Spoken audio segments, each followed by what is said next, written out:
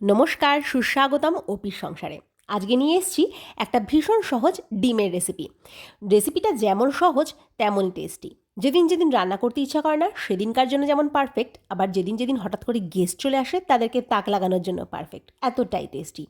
আবার কোনো মশলাপাতির ঝামেলাও কিন্তু নেই, ঝপাঝপ হয়ে যাবে, বাড়িতে যা সামগ্রী আছে তাই দিয়েই কিন্তু হয়ে যাবে। তো চলুন শুরু করি।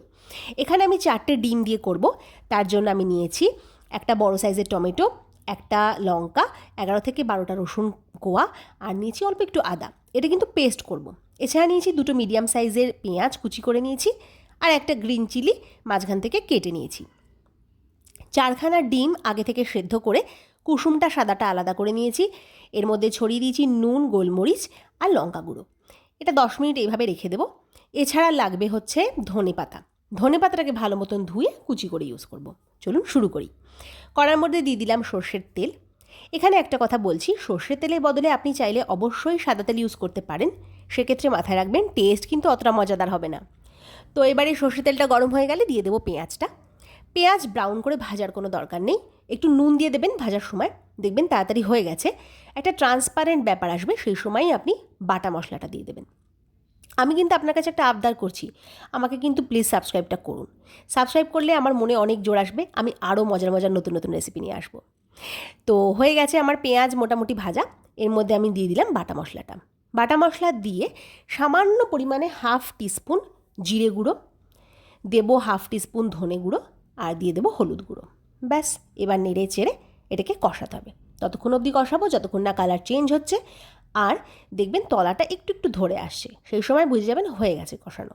এবারে এর মধ্যে দিয়ে দেবো ডিমটা। আগে কিন্তু কুসুমগুলো দেবেন না, তাহলে নাড়াচাড়াতে কুসুম ভেঙে যাবে। আগে সাদা অংশটা দিয়ে 4-5 মিনিট মতন নেড়ে চেড়ে তারপরে কুসুম দেওয়ার সময় আসবে। তো এবারে সাদাটা দিয়ে দিলাম ডিমের, ভালো মতো নেড়ে চেড়ে মশলাটা মাখিয়ে কিছুক্ষণ ঢাকা দিয়ে দেবো। এই ধরুন 3 মিনিট ঢাকা দিলেই মোটামুটি হয়ে যাবে। তো এবারে আমি ঢাকা দিয়ে দিয়েছি, ফিরে এলাম 3-4 মিনিট বাদে। এবার এর মধ্যে কুসুমগুলো দিয়ে দেবো। সাদাগুলো হয়ে গেছে কুক, কুসুমগুলো দিয়ে দিলাম। কুসুমগুলো দিয়ে আবার বলে রাখছি, ভালো মতন মানে খুব বেশি নাড়বেন না, ভেঙে যাবে, দেখতে ভালো লাগবে না। তো হয়ে গেছে। এবার এর মধ্যে আমি দিয়ে দেবো Kashmiri red chilli powder. Kashmiri red chilli পাউডারটাতে ঝাল আসবে না, কিন্তু কালারটা খুব সুন্দর আসে। এই সময় এত সুন্দর গন্ধ আসছিল, আমার ছেলে চলে এসছে। ও বলছে কী রান্না করছো, দাও আমিও রান্না করি। ভীষণ ডিম খেতে ভালোবাসে, তাই জন্য চলে এসছে। যাকে হয়ে গেছে আমার রান্না প্রায় শেষ। এবার এর মধ্যে দিয়ে দিলাম ধনেপাতা কুচি। ব্যাস, আপনার রান্না কিন্তু রেডি, আর কিছু করতে হবে না। খান এবং লোককে খাওয়ান আর প্রশংসা করুন। আর আমাকে কিন্তু একটু সাবস্ক্রাইব করে দেবেন please. Thank you for watching, have a nice day. Babai, রান্নাটা কেমন হয়েছিল রে? হেভি হয়েছিল।